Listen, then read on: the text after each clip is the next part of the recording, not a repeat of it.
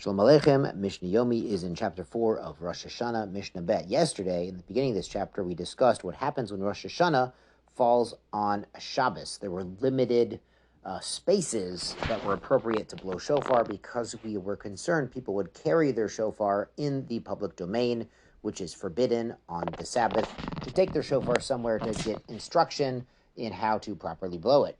So there was a discussion that perhaps only in Beit Din or perhaps only in Yavne it was allowed after the destruction of the temple to blow the shofar on Shabbat. Now Mishnah Bet says, Ve'od zot, and also in this, Haita Yerushalayim Yetera al Yavna. Yerushalayim was better than Yavna. Now it sounds like we're starting in the middle of the sentence, and the Bartanura says, yes, basically we are, that the Mishnah should teach you, Yerushalayim hayatoken b'chol ha'ir. Yerushalayim, they blew the shofar not only in the temple, not only in the Sanhedrin on the Temple Mount, but throughout the entire city on Shabbos. Kozman Shabbatin Yoshin B'Mikdash. As long as the Beis Din was in session on Har HaBayis, the Sanhedrin was sitting there in the Lishkat Gozit. Lishkat Gozit was the chamber on the Temple Mount where the Sanhedrin sat. So when they were in session, the first 6 hours of the day, on that day, they would blow shofar anywhere in Yerushalayim. But in Yavne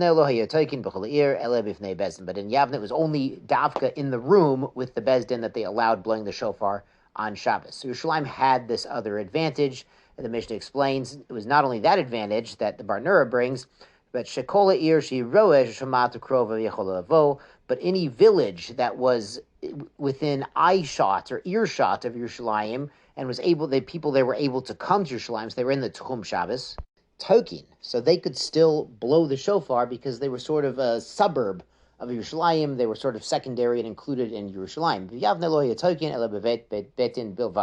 in Yavne, they didn't blow any throughout the city. They didn't blow in any surrounding villages within the Tchum Shabbos. It was only Davka in the Sanhedrin's chamber.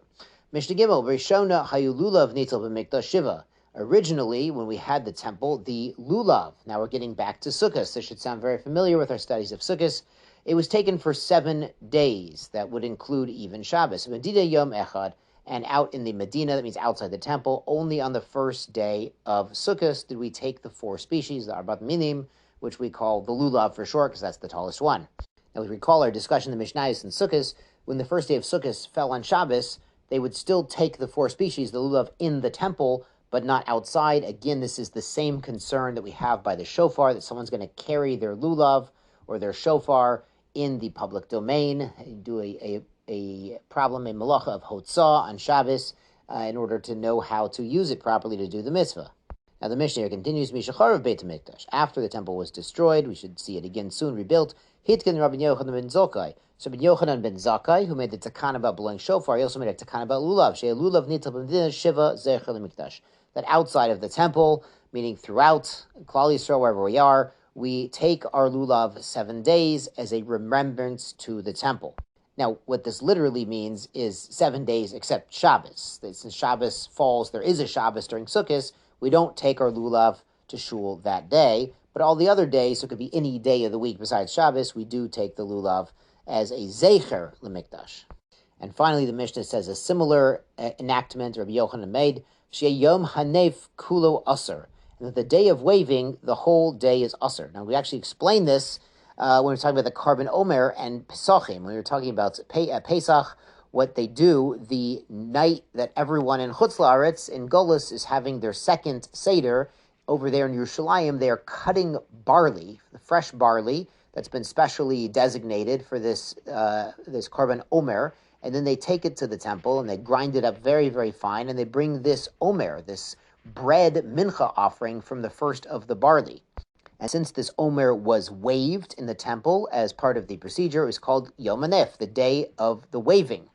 And on that day, the new crop, the new barley became permitted. The chadash, as we say, the new grain of that year became permitted through this procedure of the Karban Omer.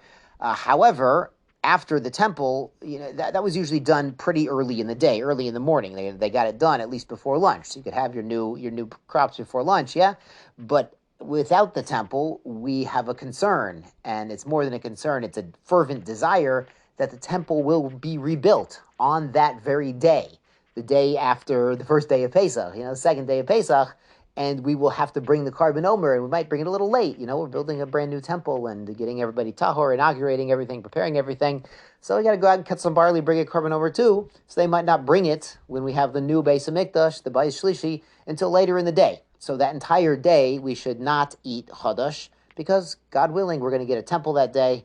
God willing, today would be a good day too. And and we'll bring a carbon omer later in the day than would normally happen when your temple is already standing. Yashar koach, and be well.